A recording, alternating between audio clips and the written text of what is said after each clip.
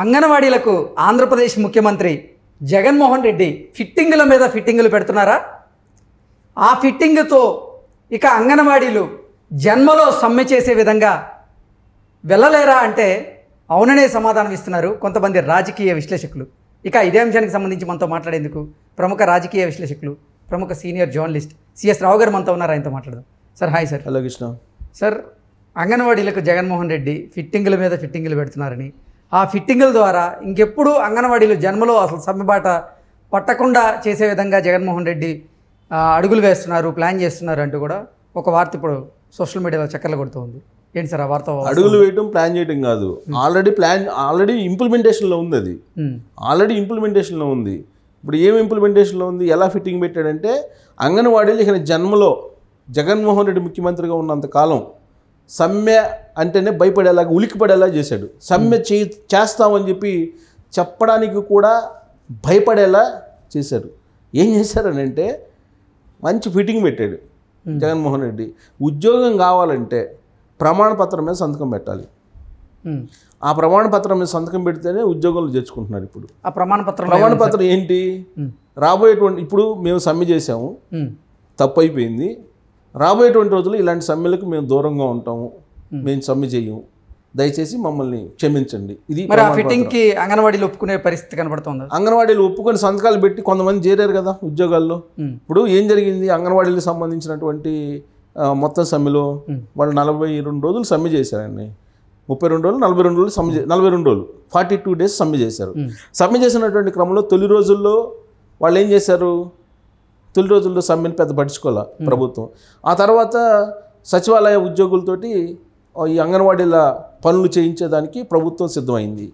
ఆ తర్వాత కొన్ని చర్చలకు పిలిచింది. చర్చలకు పిలిచినప్పుడు వాళ్ళు ఏదో 11 డిమాండ్లు ఇస్తే దాంట్లో 10 డిమాండ్లని మేము పరిష్కరిస్తామని చెప్పి నోటి మాటగా చెప్పారు. నోటి మాటగా చెప్పిన తర్వాత సరే అని అనుకుని వచ్చారు.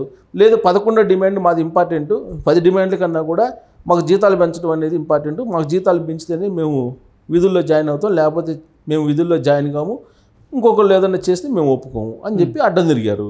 అడ్డం తిరిగినప్పుడు రాష్ట్ర ప్రభుత్వం ఏం చేసింది, ఒక్క పైసా కూడా మేము పెంచం, మీరు చేత అయింది చేసుకోండి అని చెప్పారు కదా. మినిస్టర్ బొత్స సత్యనారాయణ చెప్పారు కదా, అలాగే వైఎస్ఆర్ కాంగ్రెస్ పార్టీ ఎమ్మెల్యేలు కూడా చెప్పారు కొంతమంది. చెప్పిన తర్వాత వీళ్ళు ఇంకొద్దిగా సమ్మెని బలోపేతం చేశారు.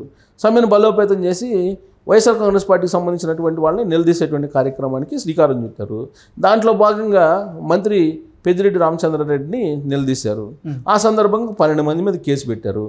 ఆ సంఘటన బేస్ చేసుకొని మొత్తం ఎవరైతే సమ్మె చేస్తున్నారో వాళ్ళందరి మీద ఎస్మాకి ఆల్రెడీ అప్పటికే ఎస్మాని ఇంప్లిమెంట్ చేశారు, ఎస్మాని ప్రయోగించారు. ఎస్మాని ప్రయోగించి ఎస్మా చట్టం పరిధిలోకి వాళ్ళని తీసుకొచ్చి ఎస్మా చట్టం ప్రకారం మీరు విధుల్లో జాయిన్ అవ్వాలి, విధుల్లో జాయిన్ అవ్వకపోతే కనుక మీరు నేరం చేసిన వాళ్ళు అవుతారు అని చెప్పి చాలా క్లియర్గా చట్టం పరిధిలోకి తీసుకొచ్చారు వాళ్ళు. అయినప్పటికీ కూడా వాళ్ళు సమ్మె కొనసాగించినటువంటి క్రమంలో వీళ్ళు ఏం చేశారు, ఎస్మా చట్టానికి విరుద్ధంగా మీరు సమ్మెలో ఉన్నారు కాబట్టి మిమ్మల్ని మేము ఎందుకు టెర్మినేట్ చేయకూడదు, ఉద్యోగం నుంచి ఎందుకు పీకేయకూడదు అని చెప్పి షోకాజ్ నోటీసులు పంపించారు. షోకాజ్ నోటీసులు పంపిస్తే కొంతమంది అసలు షోకాజ్ నోటీసులు పట్టించుకోలేదు, వాటిని పక్కన పడేశారు.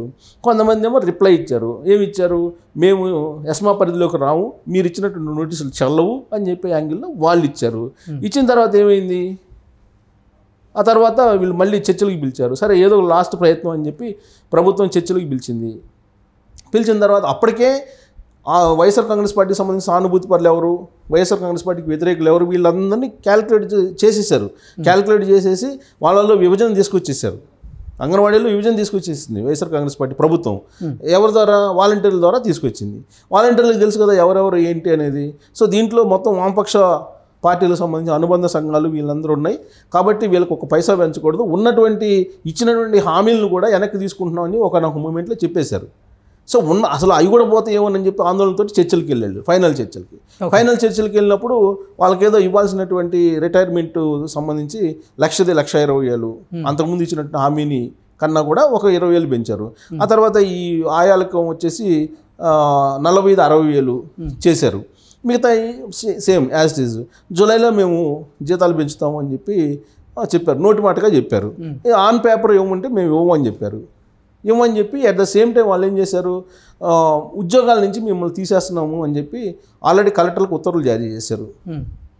ఉద్యోగాల నుంచి మిమ్మల్ని తీసేస్తున్నాము, ఈ రోజు నుంచి మీరు రావాల్సిన అవసరం లేదు, మేము 25వ తారీఖున నోటిఫికేషన్ ఇస్తున్నాం, కొత్త వాళ్ళని రిక్రూట్మెంట్ చేసుకుంటున్నాం అని చెప్పి ఆల్రెడీ ఉత్తర్వులు జారీ చేసేసి ప్రభుత్వం రెడీ అయిపోయింది. దీంతో దాదాపు ఒక 10,000 మంది 20,000 మంది విధుల్లోకి జారడానికి రెడీ అయిపోయారు భయపడిపోయి. మిగతా వాళ్ళు మేము విధుల్లో జారం అని చెప్పేసి చెప్పారు. సో జారకపోతే మేము ఫ్రెష్ రిక్రూట్మెంట్ చేస్తామని చెప్పేసి 25వ తారీఖు కూడా ఇచ్చేశారు. దాంతో హడావుడిగా మళ్ళీ రాత్రే చర్చలకు వెళ్ళేసి చర్చలు ఫలప్రదమైనవి, మేము సమ్మె విరమిస్తున్నాం అని చెప్పారు పోయినటువంటి లీడర్లు. వాళ్ళు ఏమి ఇచ్చే హామీ ఏమన్నా ప్రభుత్వం ఇచ్చిందంటే ఏమి ఇవ్వాల, కానీ మేము విరమిస్తున్నాం అని చెప్పారు. ఎందుకు విరమిస్తున్నాం అని చెప్పారంటే ఈ 42 రోజుల పాటు మేము జీతాలు పరిశీలిస్తాం, ఇస్తామని చెప్పలా, ఇవ్వడానికి పరిశీలిస్తాము. వీళ్ళు పెట్టిన డిమాండ్ ఏంటి లాస్ట్లో, సరే అయిపోయింది మాకు 42 రోజులు మేము సమ్మె చేశాం కదా, ఈ సమ్మె కాలానికి కూడా మాకు జీతాలు ఇవ్వండి అనేటువంటి ఒక ప్రతిపాదన. రెండు ఏంటంటే చాలామంది మీద కేసులు పెట్టారు, ఆ కేసులు ఉపసంహరించుకోండి, ఈ రెండు పెట్టారు లాస్ట్ డిమాండ్లు. లాస్ట్కి అసలు డిమాండ్లు పోయినాయి, 11 డిమాండ్లు అయిపోయినాయి. ఈ లాస్ట్కి ఈ 2 డిమాండ్లు పెడితే సరే అవి పరిశీలిస్తాము, జగన్మోహన్ రెడ్డితో మాట్లాడి మేము వాటిని పరిశీలిస్తాము, పరిష్కరించేటువంటి ప్రయత్నం చేస్తామని చెప్పారు. అంతే తప్ప వాళ్ళకి జీతం ఇస్తామని చెప్పలేదు, కేసులు తీసేస్తామని చెప్పలేదు, 100% చెప్పలా. జగన్మోహన్ రెడ్డితో మాట్లాడి మీకు చెప్తామని చెప్పారు. ఓకే, దీంతో మాకు చర్చలు ఫలప్రదమైనవి అని చెప్పి వీళ్ళు సమ్మె విరమించుకుంటూ ఒక ప్రకటన చేశారు అసోసియేషన్ లీడర్లు. సో దీంతో సమ్మె విరమించారు కదా అని చెప్పి విధుల్లోకి చేరడానికి వీళ్ళందరూ వెళ్ళారు అంగన్వాడీలు వెళ్తే అక్కడ ఉండేటువంటి కలెక్టర్లు అంతకుముందు ఉత్తర్వులు జారీ చేశారు కదా, వీళ్ళు టెర్మినేట్ చేస్తూ టెర్మినేట్ లెటర్లు కూడా పంపించారు కదా, ఆ టెర్మినేట్ లెటర్ తీసుకురండి అని చెప్పారు ఫస్ట్. సో ఆ టెర్మినేట్ లెటర్లు అన్నీ తీసుకొని మళ్ళీ రీజాయిన్ అవ్వడానికి పోయారు, అక్కడ ఐసిడిఎస్ సెంటర్లకు పోయారు. ఐసిడిఎస్ సెంటర్కి పోతే అక్కడ మీరు ఆ లెటర్ తీసుకొచ్చారు, టెర్మినేషన్ లెటర్ తీసుకొచ్చారు, బాగానే ఉంది, మళ్ళీ ఫర్దర్గా మీరు సమ్మె బాట పట్టకుండా మేము అక్రమాలకు పాల్పడము, నిజాయితీగా మేము పనిచేస్తాము అని చెప్పి ఒకవేళ మేము మళ్ళీ సమ్మెకి వెళ్తే మీరు చర్యలు తీసుకోవడానికి మేము సమ్మతిస్తున్నాం అని చెప్పి లెటర్ రాయండి అని చెప్పి ఒక ప్రమాణ పత్రాన్ని తయారు చేశారు రాష్ట్ర వ్యాప్తంగా. తయారు చేసి దాని మీద సంతకం పెట్టించుకున్నారు. ఎవరైతే సంతకం పెడతారో వాళ్ళనే తీసుకుంటున్నారు ఇప్పుడు, మిగతా వాళ్ళని తీసుకోవట్లా. ఒకటి సంతకం పెట్టించి కనుక ఆ ప్రమాణ పత్రాన్ని ఇచ్చారనుకోండి, మళ్ళీ భవిష్యత్తులో అంటే 1 month తర్వాత మళ్ళీ వాళ్ళు సమ్మెబాట పట్టాలనుకుంటే ఇంకా సమ్మెబాట పట్టే ఆల్రెడీ ఉంది కదా, ప్రమాణ పత్రం ఉంది కదా, ఇప్పుడు మళ్ళీ ఫ్రెష్ నోటిఫికేషన్ వేస్తారు. ఏమైంది, ఫ్రెష్ నోటిఫికేషన్ వేసి తీసుకుంటారు. ఇప్పుడు 10,000కి 15,000కి ఉద్యోగం లేక చాలామంది బాధపడుతున్నారు అనేది ఇప్పుడు వినిపిస్తుంది కదా. ఇప్పుడు వీళ్ళకి ఇస్తుంది 14,500, ఇప్పుడు 14,500 ఇస్తానంటే వచ్చేవాళ్ళు చాలా. మొన్న 25వ తారీఖున మళ్ళీ రిక్రూట్మెంట్కి పిలిస్తే బోల్డ్ అప్లికేషన్లు వచ్చినాయంట, కొన్ని వేలల్లో వచ్చినాయంట అప్లికేషన్స్. సో కాబట్టి ఈ రాజకీయ కోణం నుంచి చూస్తే మేము మాత్రం పెంచేది లేదని చెప్పేసి, పైగా వామపక్ష వాళ్ళు మద్దతుదారులు చాలామంది ఉన్నారనేది ప్రభుత్వం దగ్గర ఇన్ఫర్మేషను. ప్లస్ అతనేమో అవినీతికి పాల్పడుతున్నారు, ఇల్లు అక్రమాలకు పాల్పడుతున్నారని ఆ చింతా విజయ్ కుమార్ రెడ్డి ఎవరు ఫుడ్ కార్పొరేషన్ చైర్మన్, ఆయన ఇచ్చినటువంటి రిపోర్ట్ అక్కడ ఉంది. వీటన్నిటిని చూసిన తర్వాత అసలు వీళ్ళకి అసలు పైసా పెంచకూడదు, ప్లస్ వీళ్ళని ఉద్యోగాల నుంచి టర్మినేట్ చేసి కొత్త వాళ్ళని తీసుకుంటే బెటర్ అనేటువంటి ఆలోచనకి జగన్మోహన్ రెడ్డి ప్రభుత్వం వచ్చింది.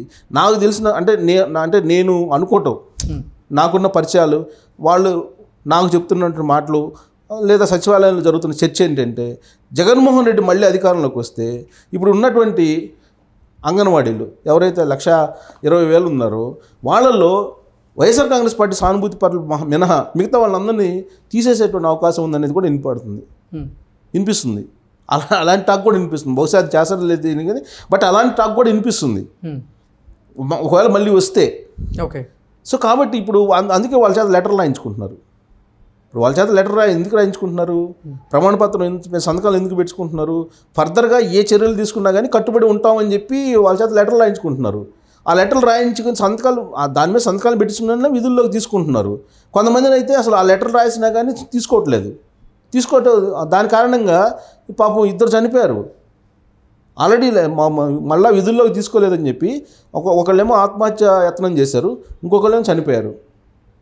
ఎందుకు? వాళ్ళు వైఎస్ఆర్ కాంగ్రెస్ పార్టీ వ్యతిరేకులు అని చెప్పేసి వీళ్ళు ప్రమాణపత్రం మీద సంతకం పెట్టినా కానీ తీసుకోవట్లేదు. సో దాని కారణంగా 2 చనిపోయారు. సో రాబోయేటువంటి రోజుల్లో ఇంకా చాలామంది మానసికంగా పాపం వాళ్ళందరూ చాలా చితికిపోయి ఉన్నారు. అలాంటి పరిస్థితుల్లో ఏదైనా జరిగితే, సో ఇలాంటి పరిస్థితుల్లో వాళ్ళు ఉన్నారు. ఇలాంటి పరిస్థితుల్లో వాళ్ళు ఉంటే జగన్మోహన్ రెడ్డి ప్రభుత్వం ప్రమాణపత్రాలు పెట్టి ప్రమాణపత్రం సంతకం పెడితేనే మీరు విధుల్లోకి జాయిన్ అవుతారు, లేకపోతే లేదు మీ ఉద్యోగాలు అని చెప్పి వాళ్ళు చెప్తున్నారు. ఎందుకు? కలెక్టర్లు ఆల్రెడీ ఉత్తర్వులు జారీ చేశారు వీళ్ళు టెర్మినేట్ చేయమని. మళ్ళీ జాయిన్ అవ్వాలంటే వీళ్ళు ప్రమాణపత్రం రాయాలి. ఇలాంటి ఫిట్టింగ్ పెట్టాడు జగన్మోహన్ రెడ్డి. ఇలాంటి ఫిట్టింగ్ పెట్టి అంగన్వాడీ జీవితాలతోటి మామూలుగా ఆడుకుంటున్నారు. ఫర్దర్గా జన్మలో మళ్ళీ సమ్మె అనేది మాట వినపడకూడదు అనే యాంగిల్లో జగన్మోహన్ రెడ్డి చేశారు. జగన్మోహన్ రెడ్డి సీఎంగా ఉన్నంతకాలం అంగన్వాడీలు అయితే సమ్మె అనేటువంటి మాట, సమ్మె చేస్తామనేది ధైర్యం చెయ్యరని నేను అనుకుంటున్నా. ఈ మొత్తం వ్యవహారాన్ని కనుక చూస్తుంటే ఆ విధంగా చేశారు. గతంలో కూడా ఉద్యోగులు, ప్రభుత్వ ఉద్యోగులు, టీచర్ల విషయంలో కూడా అలానే చేశారు. అసలు వాళ్ళు ఇప్పుడు సిపిఎస్ రద్దు అనేది ఒక మాట అంటలేదు. ఇప్పుడు ఆ మాట అనడానికి కూడా భయపడుతున్నారు. బయటకు వచ్చి ఆందోళన చేయడానికి కూడా భయపడుతున్నారు. ఇప్పుడు వీళ్ళైతే అసలు వీళ్ళనైతే ఒక రకంగా టార్చర్ అనుకోవాలి అది. ఎందుకంటే పాపం ఆడ అందరు లేడీస్ గ్రామీణ ప్రాంతాల్లో ఏదో చిన్న ఏదన్నా చేసుకున్నా అందరూ చేయలేరు. కొంతమంది చిన్న ఏదన్నా అమ్ముకున్నా చేసినా ఏది చేసినా వాళ్ళు అక్కడ లోకల్గా గర్భిణీ స్త్రీలకి లేకపోతే బాలింతలకి పిల్లలకి ఏదో ఒకటి పెడుతుంటారు. అదే జీవనోపాధిగా చాలామందికి ఉంది.